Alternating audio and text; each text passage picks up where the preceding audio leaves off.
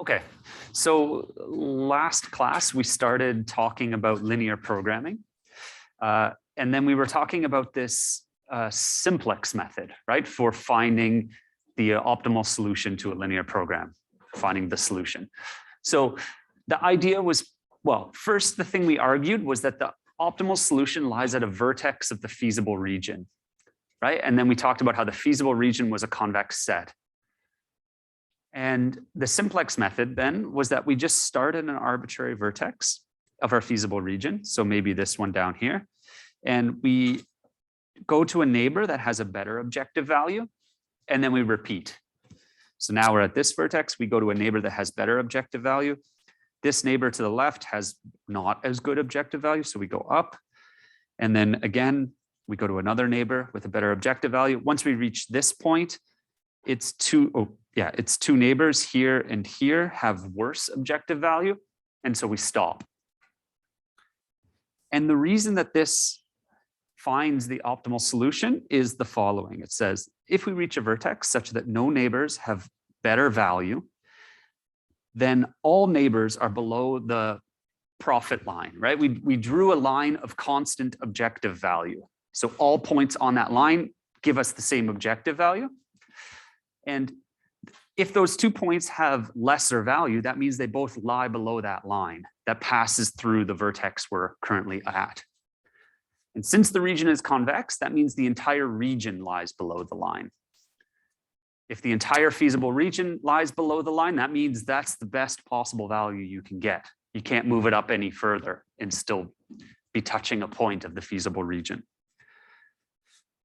And so even though this is hard to visualize, that same idea holds when we have n variables. So what we talked about here was only for, we're visualizing it with just 2 variables, but all these same ideas hold in n variables. With 3 variables, our feasible region looks like a volume of some sort. In n dimensions, I don't know what it looks like, but I can't physically visualize it. So in linear programming, it's useful to come up with what we call a standard form, which is just what every linear program looks like. And what I'm now going to convince you of is that if you get a linear program in any form, it just has a linear objective function that's either minimization or maximization, a bunch of inequality constraints, and then some variables, right? Those variables, we can convert it into the standard form. So if we have a minimization or a maximization, maybe first let me describe to you the variance, and then I'll describe how we convert one to another. So the problem could either be a minimization problem or a maximization problem, right? We wanted to maximize revenue, but it could be like minimize cost or something like that.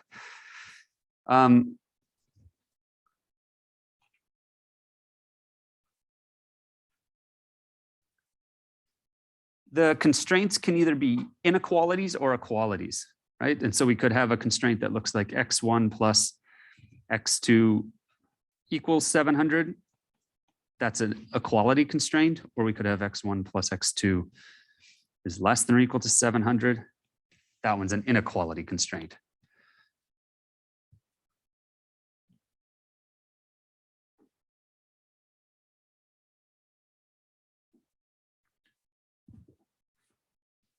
The variables can either be non-negative variables, like what we had in the case of the example, right, where we were producing products. We couldn't produce a negative number of products.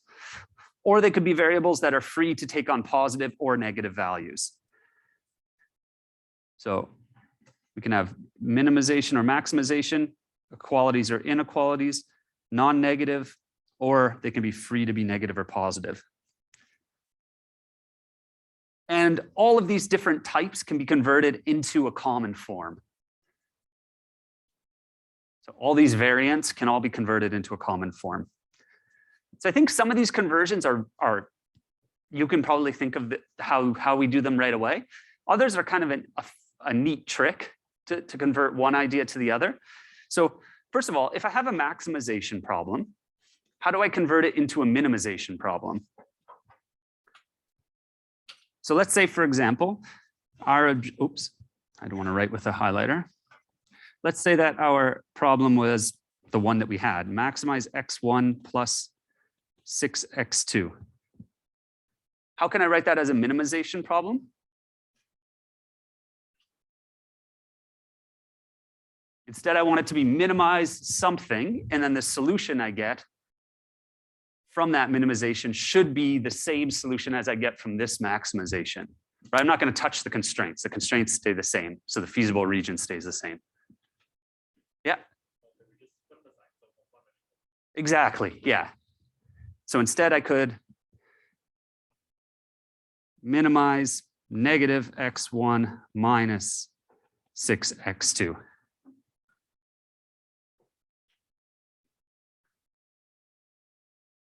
Minimizer of that is the maximizer of the first one. And so we're just multiplying coefficients in objective, each coefficient by -1.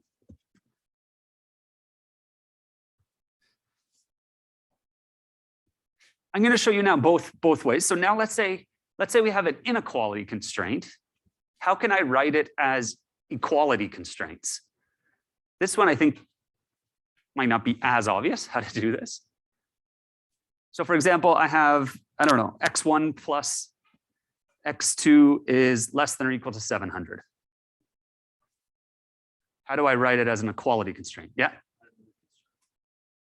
And what would the other constraint be?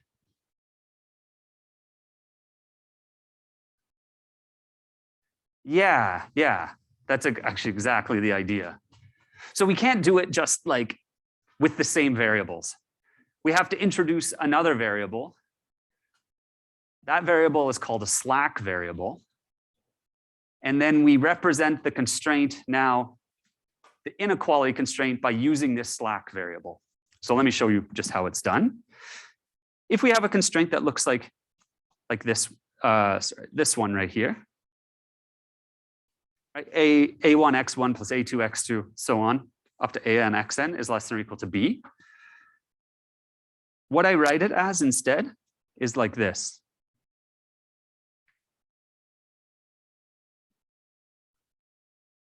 So you might, there's two things to think about here. The first is you might think, what have I even done? Like, before even thinking about whether or not it's correct, it feels like I just went in circles because I said, okay, I'm trying to get rid of this inequality constraint, and I just added an inequality constraint, right? That might be an initial objection. But I'm going to say there, I didn't add an inequality constraint. I added a non-negative variable. So in linear programming, like variable definitions are handled differently than constraints. So the constraint just that a variable is greater than or equal to 0 is just like a definition of a non-negative variable. I haven't actually, it's not handled in the set of constraints for that variable or in the set of constraints for that linear program. So here I've introduced a non-negative variable. And then I've just said that, this is free. It just has to be greater than or equal to 0. So if this is satisfied with an inequality, then there has to be an S for which this is satisfied with equality. That S, of course, is just B minus the left-hand side. It's just the gap between the left and the right.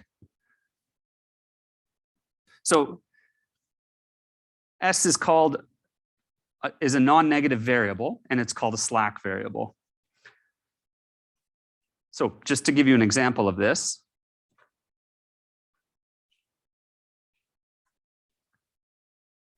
let's say I have the constraint x1 plus x2 is less than or equal to 2. If that's true, then we must have that x1 plus x2 equals 2 minus s for some s greater than or equal to 0. Right? By definition of satisfying an inequality. So we have then that x, just pulling it to the left-hand side, x1 plus x2 plus s equals 2 s greater than or equal to 0.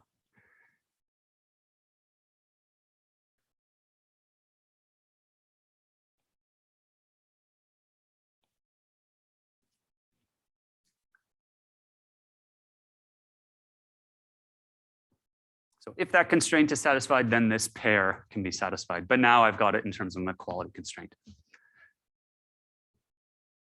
The maybe more relevant one, because when we go to the standard form that we're going to consider in this class has inequality constraints. So instead, let's think about how if we're given an equality constraint, how do we convert it to an inequality or a set of inequalities? So this is the second half of this, turn an equality constraint into inequalities.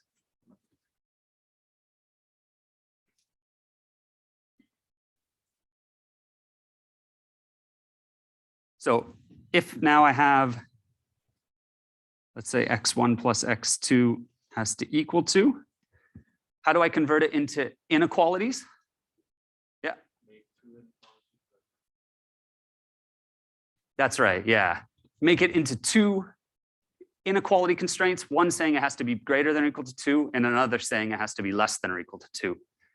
And the only way to satisfy it is to make it identically equal to 2.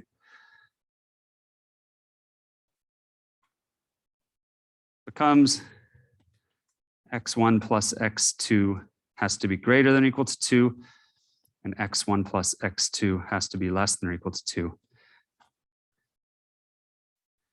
And I was just going to write, maybe we always want it to be less than or equal signs. And so if you have a greater than or equal to sign, you should just multiply both sides by -1 to flip the inequality, right? So equivalently, we could write it as minus x1 minus x2 is less than or equal to -2, and x1 plus x2 is less than or equal to 2.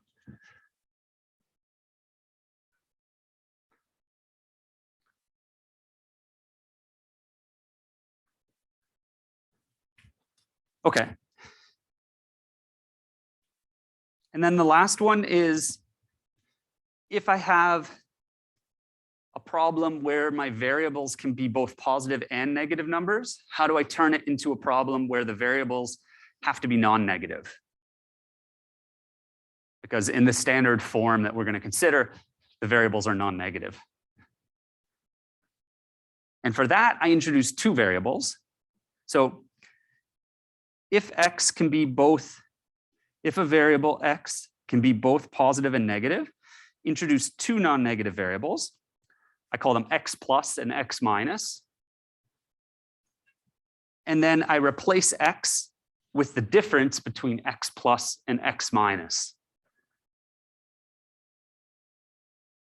Right, so if x is a negative number, I can recreate that by just making x plus 0 and making x minus a large positive number. Right, like if x is -2, I could do that by having this one be a 0 and this one being a 2. If it's +2, then I can make this one a 2 and this is 0 or some, right? So like I can recreate any value of x using these two positive variables and taking the difference. So, oh, geez, so as an example, let's say I want to maximize x1 plus x2 subject to the constraints that x1 is less than or equal to -2 and x2 lies between 0 and 2. So x2 is a non-negative random variable, or x2 is a non-negative variable, sorry. x1 though can take on, I'm not constraining it to be non-negative, so now I should replace this by x1 plus minus x1 minus. And so this becomes maximize x1 plus minus x1 minus plus x2, x1 plus minus x1 minus less than or equal to -2, x2 less than or equal to 2, and then all my variables now are non-negative. So x1 minus, x1 plus, x2 are all greater than or equal to 0.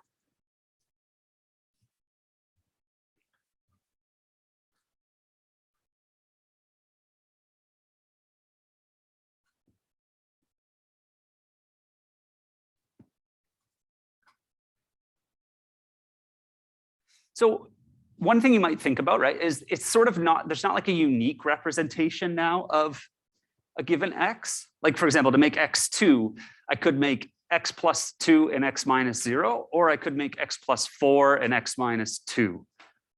Both give me a difference of 2. But that's okay. Like, it's making my feasible region bigger, but still the optimal solution will be the same. Yeah.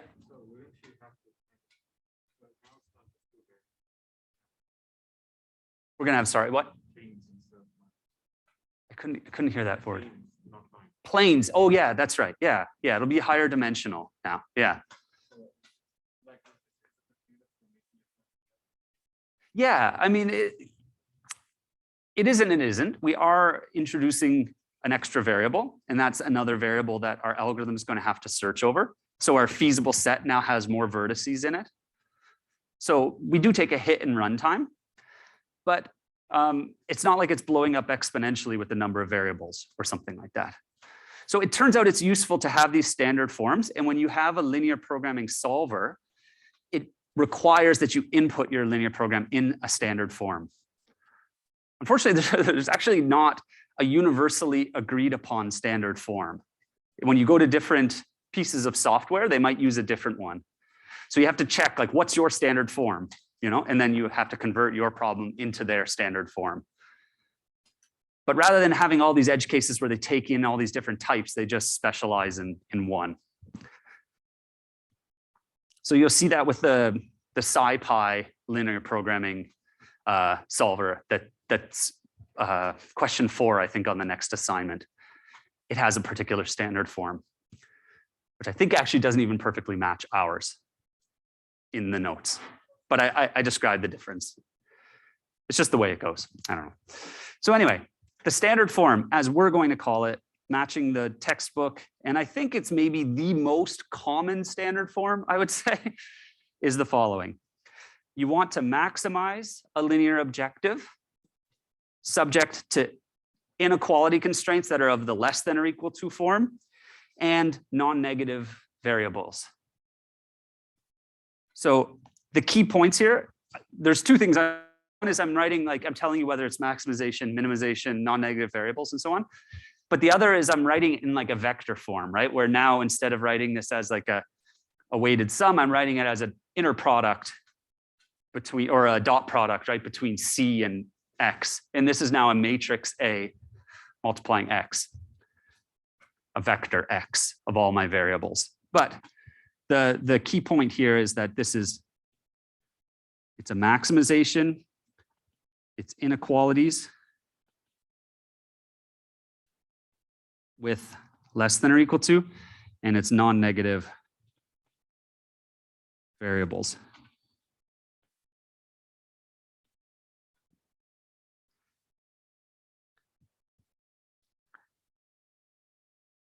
So in this vector form,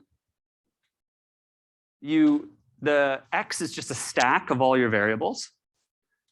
C is just a stack of the same length of the coefficients for those variables, right, in your objective function. So that's why I'm taking C transpose times X, because then C is a row vector, X is a column vector, and their product just gives me C1x1 plus C2x2 plus so on, right? And then each row of A gives me a constraint, right? The first row of A will give me A11 times X1 plus A12 times X2 and so on. Has to be less than or equal to B1. The next row of A will give me, the next constraint times X has to be less than or equal to B2 and so on. So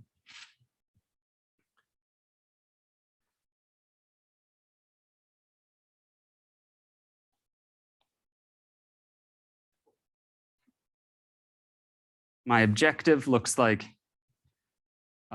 C1 x1 plus C2 x2 plus ... Cn xn. And the constraints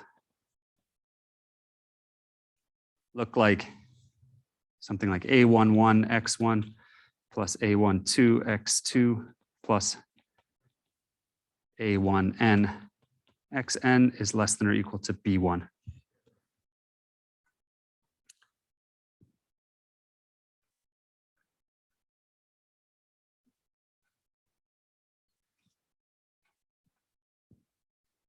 And so then, any questions on the standard form here that you'll see? Or yeah.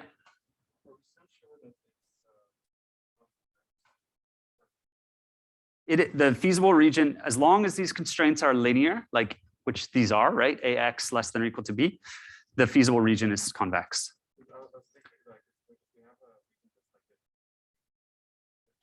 Uh-huh.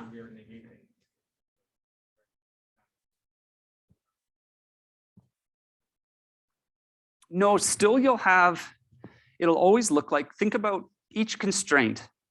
I don't know the best way to draw it, but each constraint looks kind of like it's dividing your n-dimensional space into half. Right? Like in 2D, a constraint is a line and it says you have to be on one side of the line. Right? So one side's good, one side's bad. In n dimensions, it's the same thing. It's this cut through this n-dimensional space that says one side's good and one side's bad. And then when you take another one, now you're taking basically the intersection of these two kind of cuts. So that's always going to make like a, you know, like a triangle kind of thing. And you keep taking intersections of these, what we call half planes or half spaces, right? And that will always result in a convex set. It's of course hard to visualize in ND, yeah. You say inequalities with S, like isn't S only for equality? Where did I say with S or sorry? Oh, it just says non-negative variables. Oh, inequalities with less than or equal to. Yeah, sorry. Yeah, that's a less than or equal to sign. Yeah.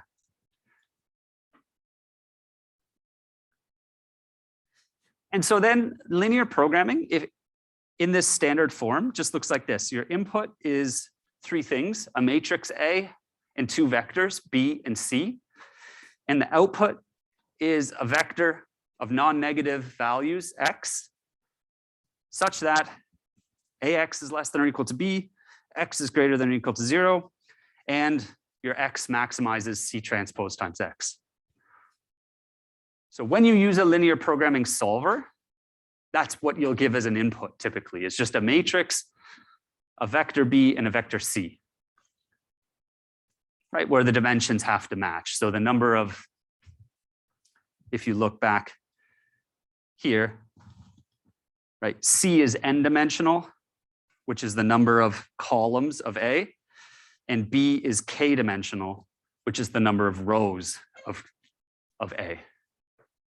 Right? A is k by n, C is 1 by n, B is 1 by k.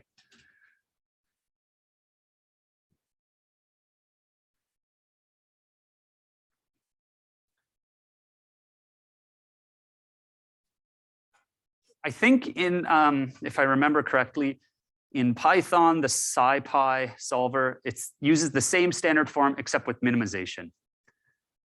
So it looks exactly like this, except this line is minimized subject to the same set of constraints.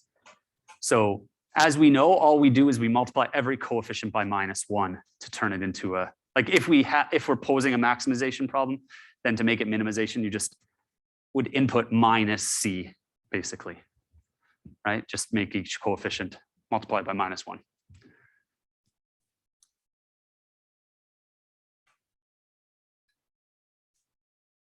Okay. Any other questions just about the form of linear programming?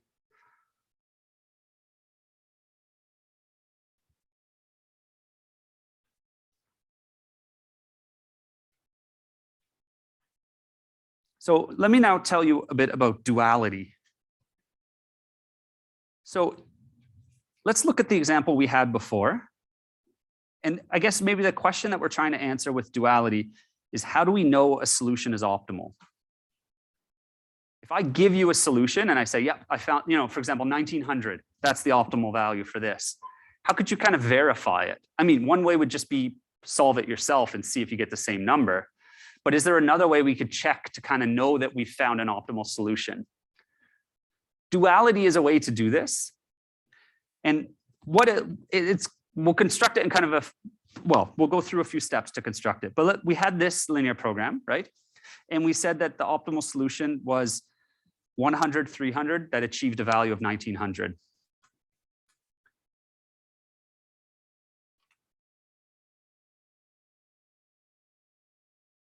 Now, I want to try and construct an argument as to why you can't do better than 1900. And not a geometric argument like the one we had, right, where we drew the feasible space, because that's not going to scale to like n dimensions. I can't draw it and convince you that way.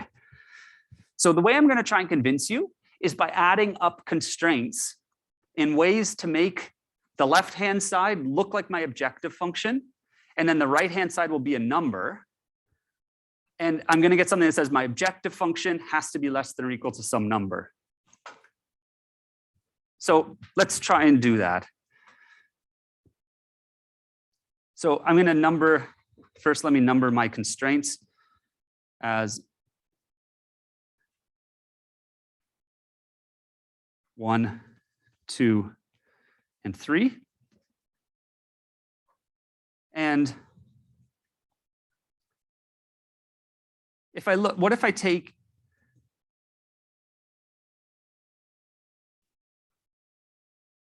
constraint 1 plus 6 times constraint 2?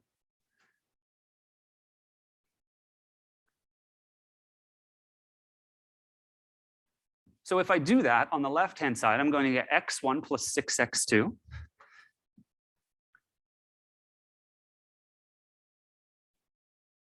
So I've got x1 plus 6x2 has to be less than or equal to 200 plus 6 multiplying 300, which is 2000.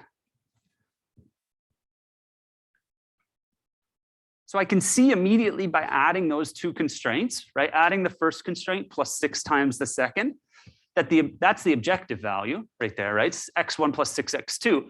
It has to be less than or equal to 2000. We found a value with 1900.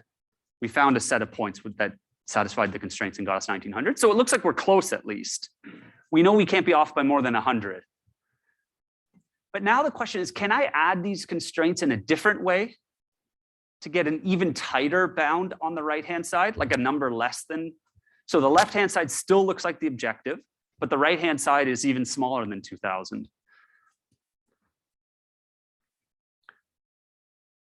you see a different combo? Yeah. 5 times 2 plus 3. Yeah, exactly. Oops. So can also do 5 times 2 plus 3. And what that gives me is 5 multiplying the constraint x2 is less than or equal to 300. And I'm going to add it to x1 plus x2 is less than or equal to 400. Draw my addition line here. And I get, maybe I should just write a dot here so it doesn't look like an X. 5 multiplying that. So the left-hand side, I get exactly our objective function, x1 plus 6x2. And on the right-hand side, I get 1500 plus 400 is 1900.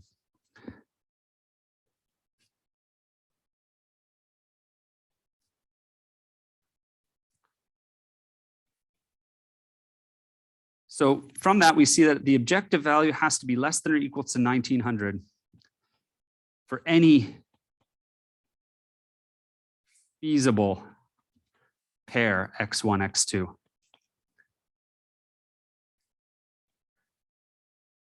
And since we found an x1 and an x2 pair that achieved 1900, we now know that 1900 is optimal.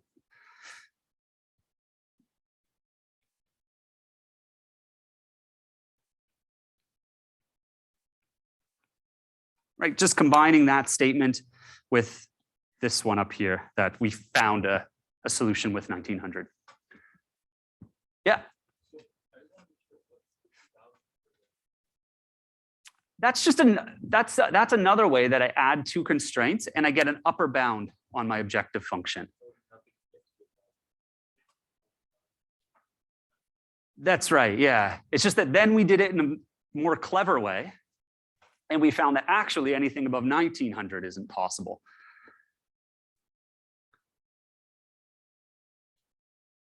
And so you can see this question, right? Like that there was multiple ways to add together the constraints.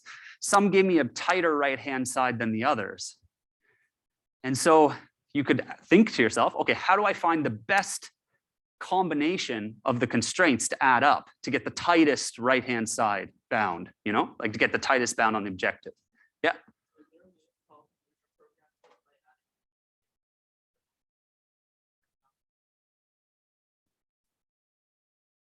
So the question was, is there a, well, okay, maybe, so maybe I make sure I understand your question. So could you say it again?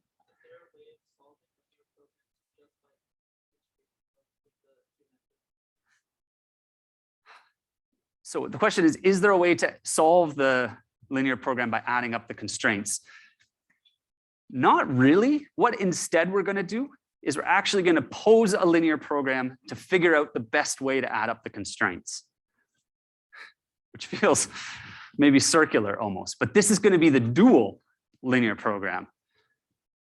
It's going to be, how do I best add up the constraints to get the tightest bound on the right-hand side?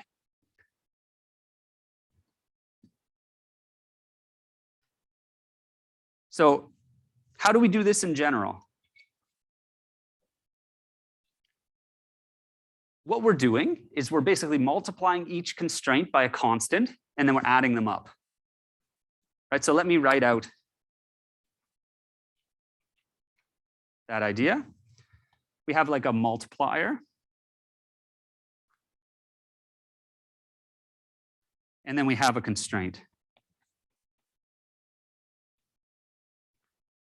And so our multipliers, I'm going to call them y1, y2, y3.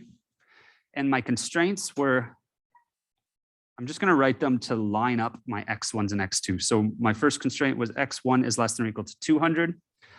My second constraint was x2 is less than or equal to 300.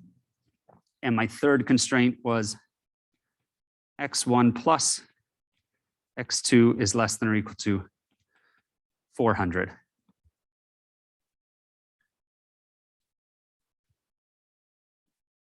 And my multipliers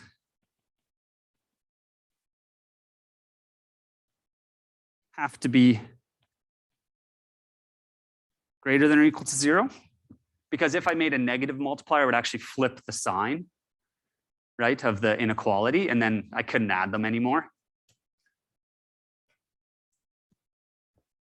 So when I add these, what do I get? So I'm doing this addition right here.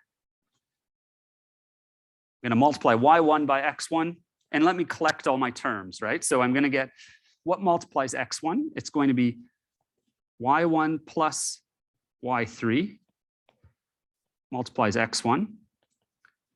y2 and y3 multiply x2.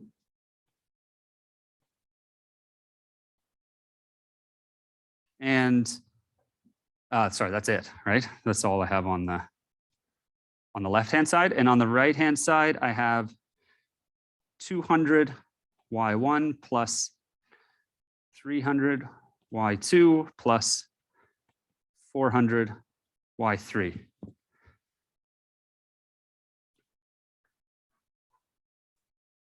And I want the left-hand side to look like the objective function. And I want the right-hand side to be as small as possible. Right? So I want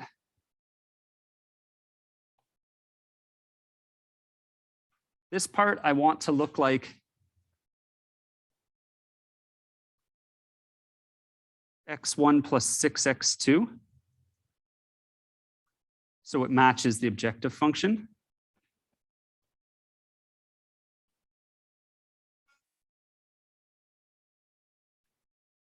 And this part,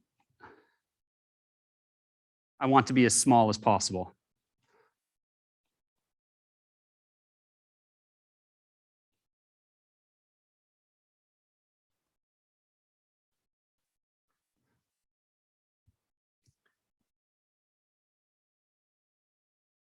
You agree, right? I mean, that's what we were doing in the steps. And so if you look at it, right, this is now basically just a new linear program. This is my variables are y1, y2, y3, the multipliers. My objective is this thing. And my constraints are that y1 plus y3 should equal 1. So it looks like the coefficient in the objective. And y2 plus y3 should be 6. So it looks like the other coefficient in the objective. Right, so to get the tightest bound on the objective function, we want to solve this linear program. Minimize, that's just the right-hand side. Oops, what did I just do? So this is the right-hand side, and this is the coefficient in front of x1. This one is the coefficient in front of x2. And then I need my multipliers to be non-negative.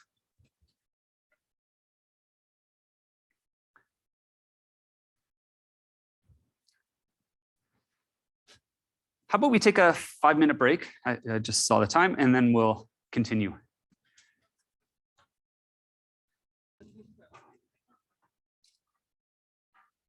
So this looks pretty good, I think, in some ways. We've now figured out how to get the best combination of constraints, right, to provide the tightest bound on our objective function. One thing you notice is that I'm using equality constraints here, right, because I wanted the first term, the coefficient in front of x1 to be a 1, and I wanted the coefficient in front of x2 to be a 6. I can actually relax those to instead say that the first one just has to be greater than or equal to 1, and the second one has to be greater than or equal to 6. So let me just argue why that's all I need. So we really just need that, like I said, y1 plus y3 is greater than or equal to 1. y2 plus y3 is greater than or equal to 6. Why?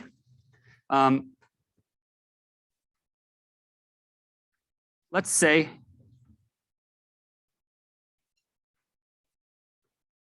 as an example, that, I don't know, we get y1 plus y3 is equal to 1.2. And y2 plus y3 is 7, right? So both of them are bigger than the right-hand side. Then if we were to get a bound with those ones, we would get like 1.2 x1 plus 7 x2 is less than or equal to some bound.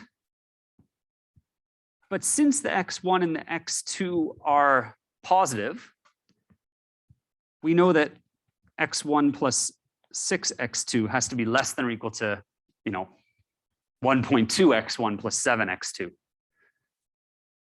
So if we were to get a bound on this thing, then it for sure is a bound on our original objective, right? As long as the coefficients are greater than or equal to the coefficients that appear in my objective.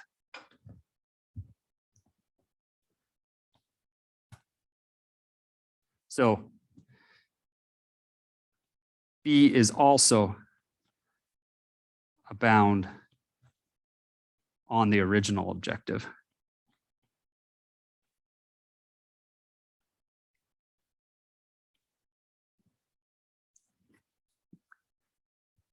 Another way to say it maybe is that the linear program, when it's trying to get the tightest bound, it's always going to try and satisfy those constraints with equality.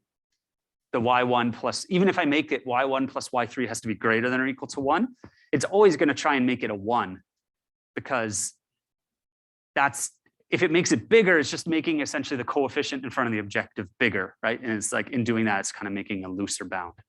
But I think this is like a more precise way to argue that.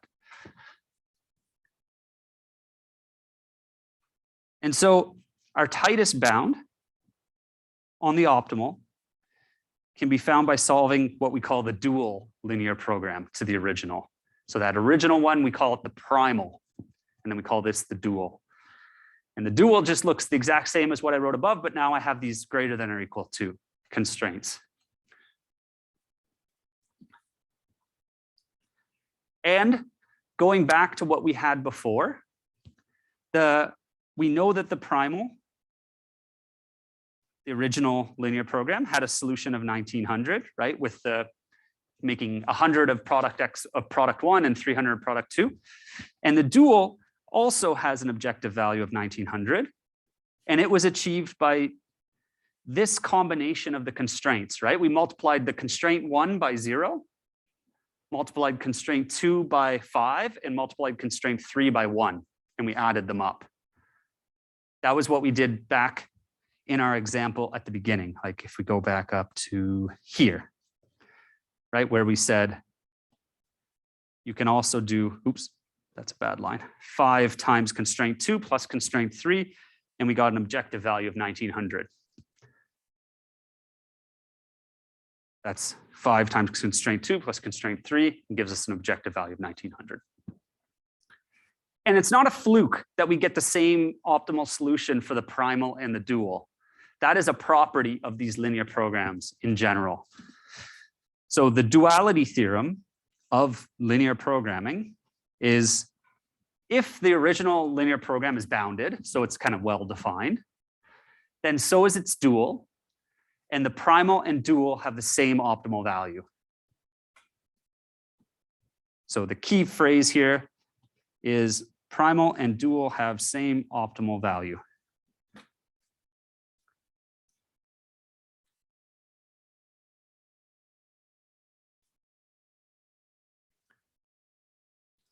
Now,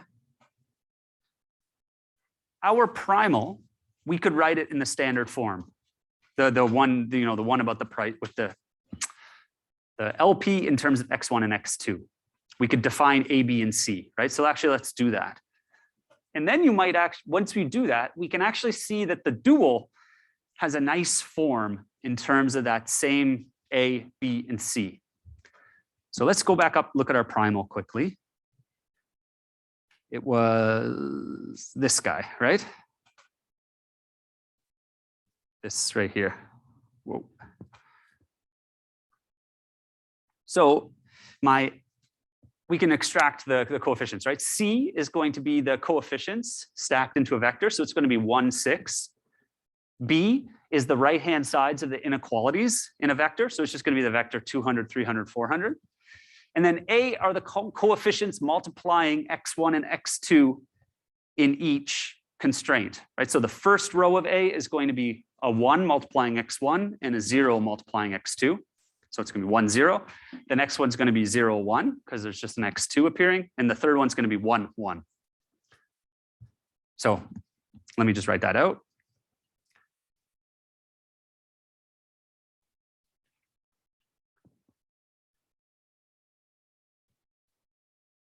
So the standard form, remember, was maximize C transpose X subject to the constraints AX less than or equal to B, X, which is a vector, is greater than or equal to 0.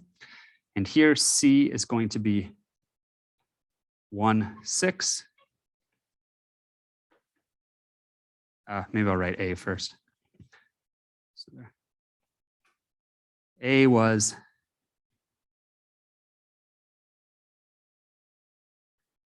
1, 0, 0, 1, 1, 1. And B was the right-hand sides of the constraints, 200, 300, 400.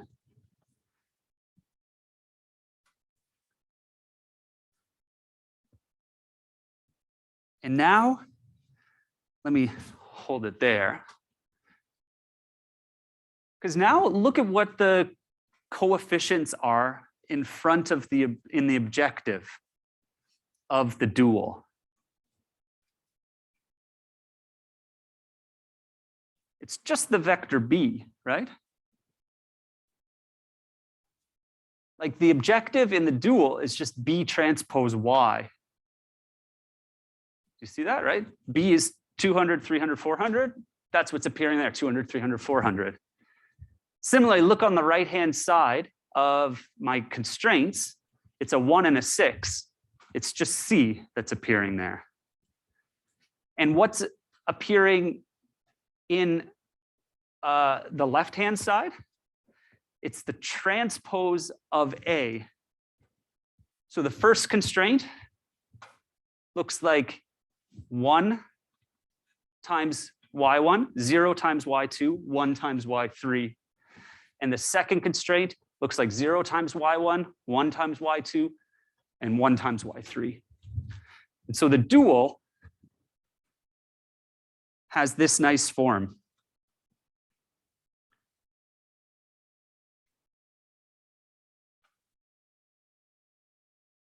So I can think of it two ways. I can think either of transposing A and then multiplying by Y, or I can think of transposing Y and multiplying it by A. It's the same thing. So my dual can be written in the following form. So given an LP in standard form, its dual can be written as B transpose Y, subject to Y transpose A is greater than or equal to C, and the Y's are non-negative.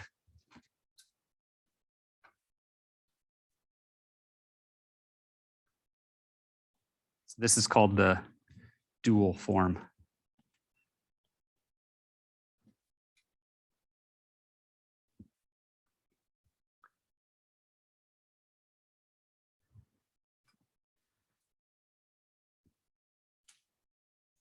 And there's some nice properties of, this is called duality theory in linear programming, and there's just some nice properties of the primal and the dual.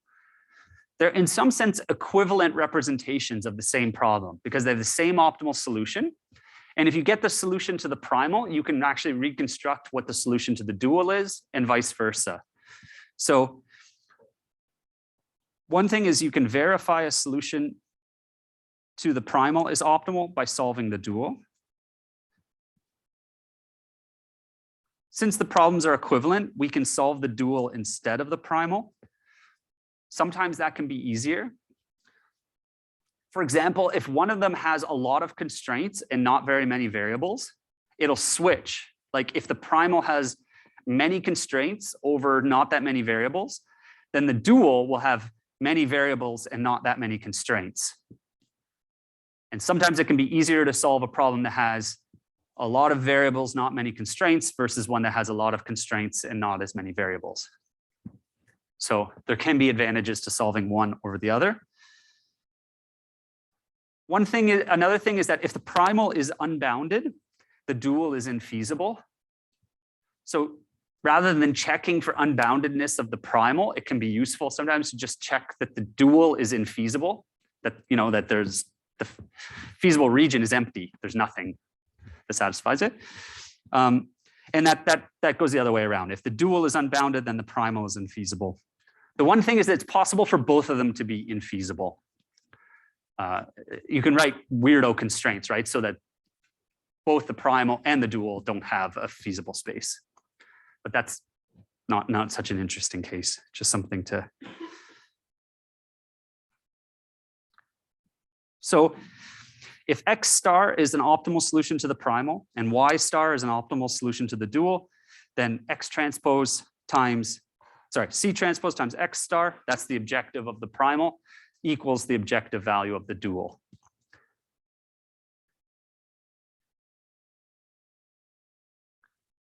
So that's sort of a crash course in duality in linear programming.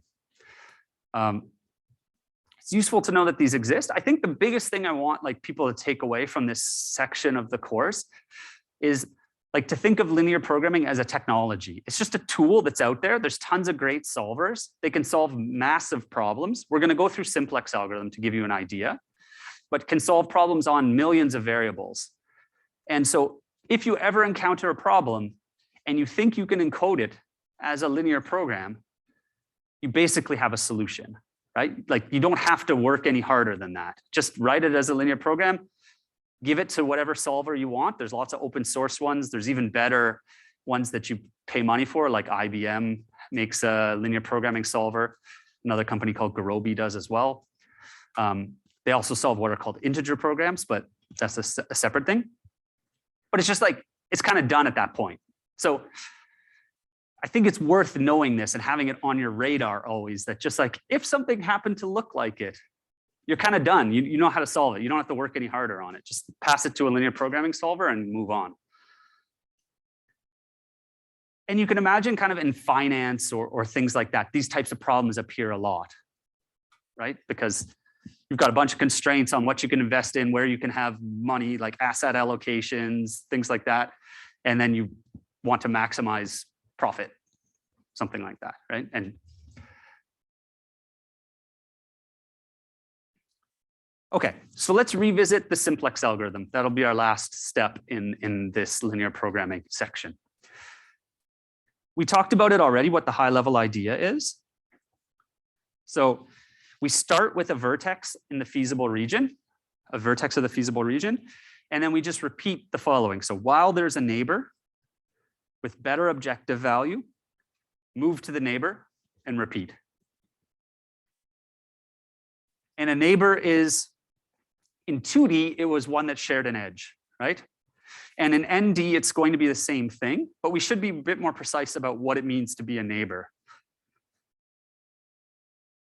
One way to think about a neighbor in 2D is that the two are a neighbor if they had one constraint in common that they satisfied with equality, right? They lied on the line of that of some constraint. And so in n dimensions, it's that they share n-1 constraints that they satisfy with equality. And they differ in one constraint that they're satisfying with equality. So that's the first thing that we should kind of pin down. But basically, I just want to fill in some details about the simplex algorithm because it's the main one. You'll see it's the algorithm that's being used in the SciPy linear programming solver. There is another main method, which I'll talk about at the end, but they're kind of, one isn't strictly better than the other. And I think it's worth having some insight into how it works. So, and the other thing that's kind of interesting, right, is this is one of these pseudocodes that's like so easy to write. But then if you actually think about what am I doing, right? Like all I've got as input is A, B, and C. It's not like I don't get vertices as an input to my algorithm. I don't get a list of neighbors, right? I don't have any of this. How do I actually try and do this thing? That's what, at least I'll give you some insight. I don't think you can go then and make your own simplex algorithm solver, maybe a very, very basic one, but you know, people earn their living by making better linear programming solvers. So, okay, so if we have n variables, and let's say we have m inequality constraints, then we need to think about what's a vertex and what is a neighbor. So an equality constraint, I kind of said this before, right? An equality constraint defines a hyperplane, an n-1 dimensional space. In 2D, an equality constraint defines a line, right? In 3D, an equality constraint would define a plane. So in ND, it defines an n-1 dimensional space. An inequality defines a half plane. It just separates your n-dimensional space into two pieces. Essentially be on the left of it or the right of it. So a vertex is an intersection of n hyperplanes. And in the notes, I drew a cool picture that in various years when I tried to redraw it in person, I failed miserably. So maybe just look at the picture. It's just a picture of three intersecting planes, but it's hard to draw. So I'm just going to draw the 2D version, which is not so exciting. But in 2D, a vertex is an intersection of two lines, right? So we've got one line, two lines, and then that is a vertex.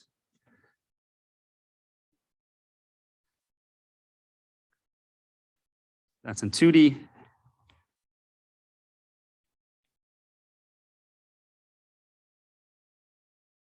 Intersection of three planes.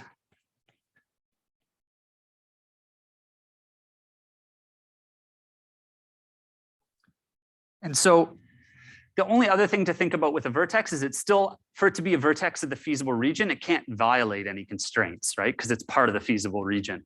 So we say more precisely, a point is a vertex if it satisfies n constraints with equality, and we call those the defining constraints of the vertex, and it still satisfies all the other constraints, but with inequality. And then two vertices are neighbors if they have n-1 defining constraints in common. Right, that's just generalizing what we had in 2D. So like, if I had another constraint here, and that's another vertex, those two vertices share this one constraint in common.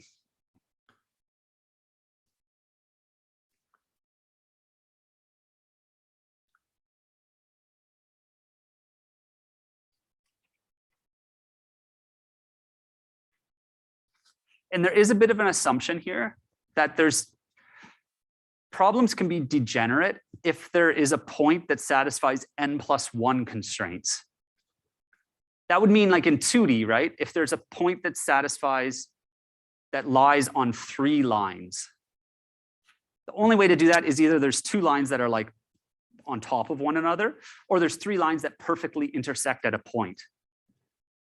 We call that a degenerate case, and we say right now we're not going to worry about that.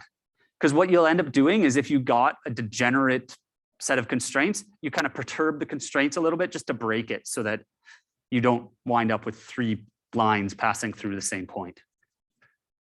Just because it's annoying to deal with, basically. It breaks our definition. So now that we know what a vertex is and we know what a neighbor is, how do we proceed? So at each iteration, we do the following 2 steps. First, we check, is the current vertex optimal? Not clear how to do. Second, if it's not, then we determine a vertex to move to. Okay, I don't know if I said anything more than what I said before. It's kind of the same deal. But the thing that we can observe is that if we were at the origin, at the point 0, 0, 0, 0, like x1 through xn is 0, then both of these steps are pretty easy for us to do. Because if I was at the origin, the only way that we're optimal is if all the coefficients are negative, like the c's. If one of the c's is positive, then I should be able to increase that corresponding x a little bit, and I'll increase my objective value, right? Because I'll get like c, let's say ci is positive, and then I would go ci times xi, increase xi a bit above 0, and I increase my objective value. So this is our observation. And then based on that, right, if I'm at the origin again and I know I'm not optimal, then how do I go to a better vertex? I just do exactly what I said. I pick a variable whose coefficient ci is positive, and I just increase that one until I hit a new constraint. And then I'm at a new point that gets a positive objective value. And now, unfortunately, I'm not at the origin anymore. But now I've made a move to a new vertex. So let me just write more precisely what I'm. So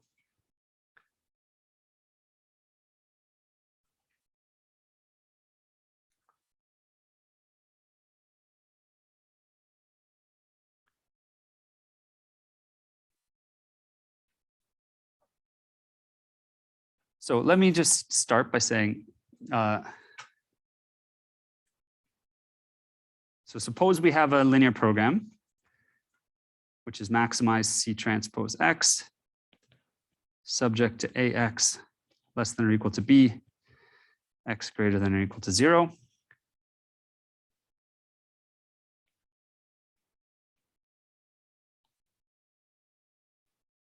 And suppose the origin is feasible, right? That it satisfies all the constraints. Then we can see that it actually satisfies these n constraints with equality.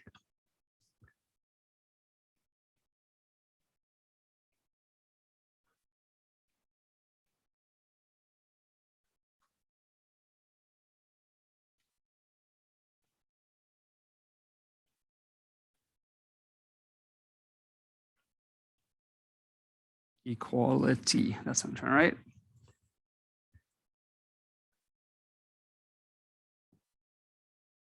Right, because this is just x1 down to xn equals 0, like that. So those are the defining constraints. These ones here, which mean all these ones aren't yet satisfied because we assumed this, we don't have a degenerate linear program, right? We're sort of ignoring that case right now. So that means that I can move in the direct, I can't decrease any x, right? Because I'm up against those constraints. The only way to move is to increase an x. So therefore, the origin is a vertex. Note, we assume vertices are not degenerate. That is, a vertex cannot satisfy n+1 constraints with equality. And I'll talk about just what we do about this degeneracy idea later. So the origin is optimal only if all the coefficients are negative.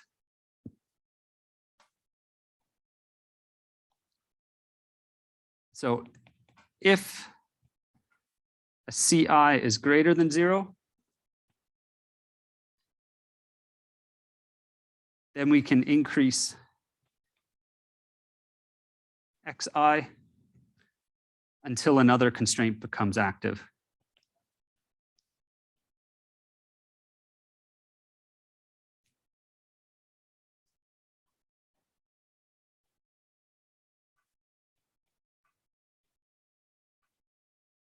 On the other hand, if all CI are less than 0,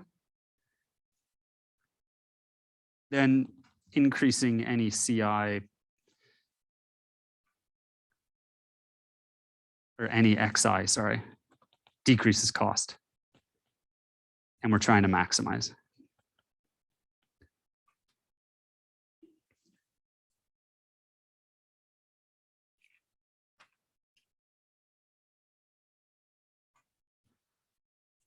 Okay, and then to check 2, which is, so that's how we check whether or not we're optimal. It's just we check are all the coefficients, if we were at the origin, we would check are all the coefficients negative. And if they're not all negative, then we just pick one that has a positive coefficient and we increase that corresponding x until we hit a new constraint. So move by increasing an xi with positive ci until a new constraint is satisfied with equality. And so then we've hit a new vertex. Because remember, right, as soon as we started moving, we only had n-1 defining constraints, right? One of the constraints xi greater than or equal to 0 is no longer satisfied with equality. So now we only have n-1 active constraints, and then we move until we hit a new one, and then we again have n active constraints. So we're at a vertex again. So we've hit a new vertex with better value.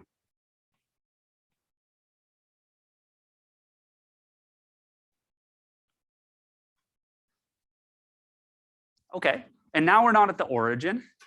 And so then all we do is we perform a change of coordinates so that in the new coordinate system, we're back at the origin. And then we repeat. So how do we change coordinates, right? We moved away from the origin. We're at a new place. And it's defined by n defining constraints, right? That location, that vertex. And so those constraints then basically tell us the new set of coordinates. From those new constraints, we can define the new set of coordinates. So perform a change of coordinates. So, right, the question is, okay, we're now not at the origin, what do we do? And the answer is perform a change of coordinates from x1 through xn to some new set. I'm calling them y1 through yn. They're different than the y's in the dual, right? This is just another set of variables. And we choose them in the following way. So at a vertex, n constraints are satisfied with equality. The constraints, so these are the n defining constraints.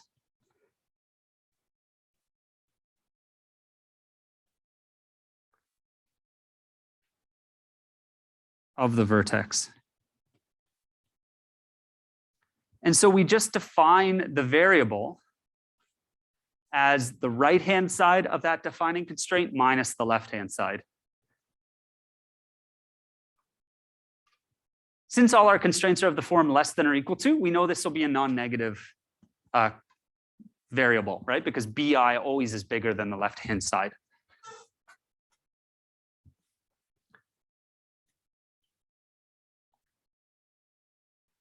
So this is just the left-hand side of the constraint.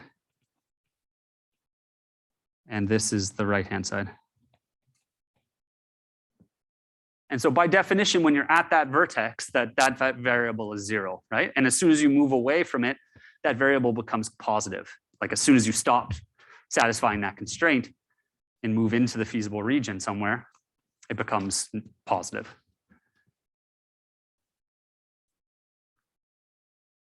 So by definition, this yi is 0 when we're at the vertex. And then all we do, we define these new variables. We then plug, we actually like kind of invert this. So like, I mean, it's kind of complicated, I understand. But okay, just let's go through our steps one more time. So we started at the origin. We moved to a new vertex that was better by increasing an xi with a positive ci. We're now not at the origin. We want to get back. So we define these new variables yi. We're at the origin in the yi variables. And now we have to rewrite our optimization in terms of yi's. Right now it's in terms of the xi's, right? So we actually need to kind of solve for what's x1 in terms of the yi's, what's x2 in terms of the yi's, and so on, and then plug those back into our linear program, and we'll get our linear program in terms of y's.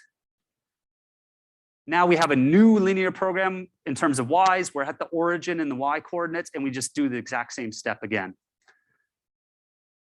Sounds kind of painful, but this is the idea. Is that making sense? Or is there a confusion that I can? Yeah. Are we still moving to things? Yes. Yeah. What happens when you get stuck in A region with what? Sorry. a region where none of the neighbors are This can't happen. That's the exact thing where we use this argument of the convex set. The fact that the feasible region is a convex set. As soon as you've hit a point where none of its neighbors have a better objective value, you can be certain you're at the optimal. And the whole region is that like you draw that kind of the sort of plane, hyperplane or whatever of constant objective value. It passes through that vertex that you're currently at. And if all your neighbors lie below that plane, since the region is convex, that entire feasible region has to lie below the plane. But that's, yeah. Maybe you and then, sorry, yeah, in the front.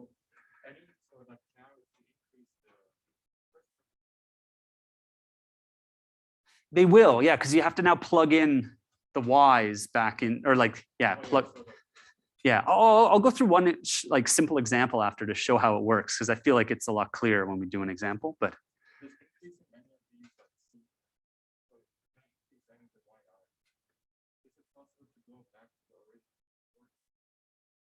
No, because the original origin had a worse objective value. You only hop to a vertex with a better objective value.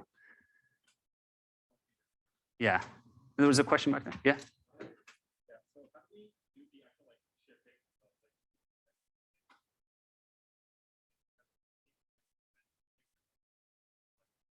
Yeah, that's a good question. So the question was, how do I actually, like, intuitively it makes sense, right? I increase until I hit a constraint, but how do I actually do that precisely?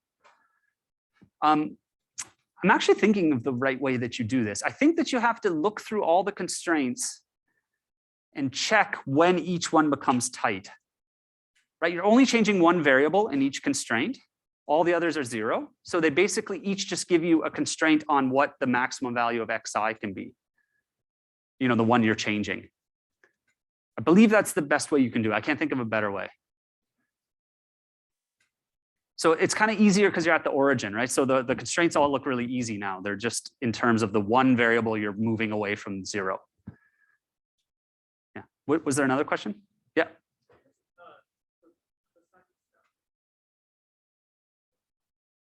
It just moves us back to the origin.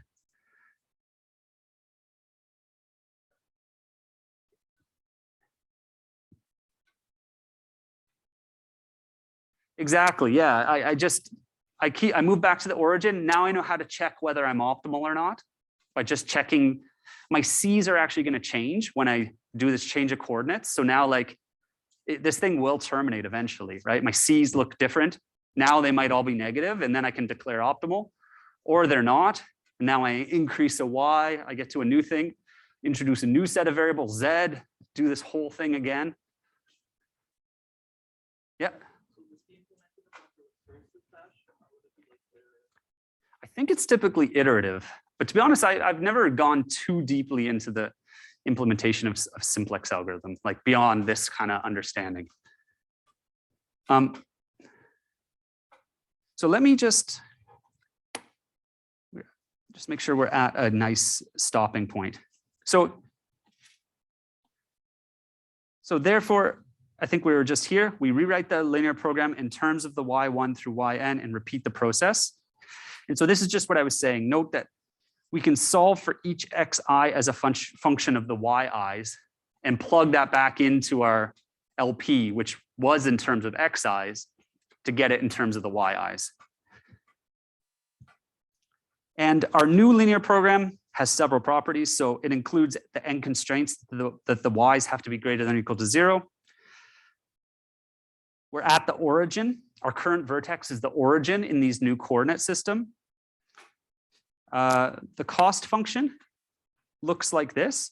It's the objective value at the current vertex I'm at, plus a new piece, which is like this C transpose times Y, but Y is 0 because I'm at the origin of this new coordinate frame. So now if I can increase one of the Y's, I can increase that second term. So CV is the objective value at that vertex, and C tilde is the thing that I'll have to show you how we get. And now we're back to the origin and we know what to do. So we stopped at a bad point because I gave you all the confusing stuff and I didn't give you the example where I think it becomes a lot clearer, but we'll do that on Tuesday next week. So thanks, everyone.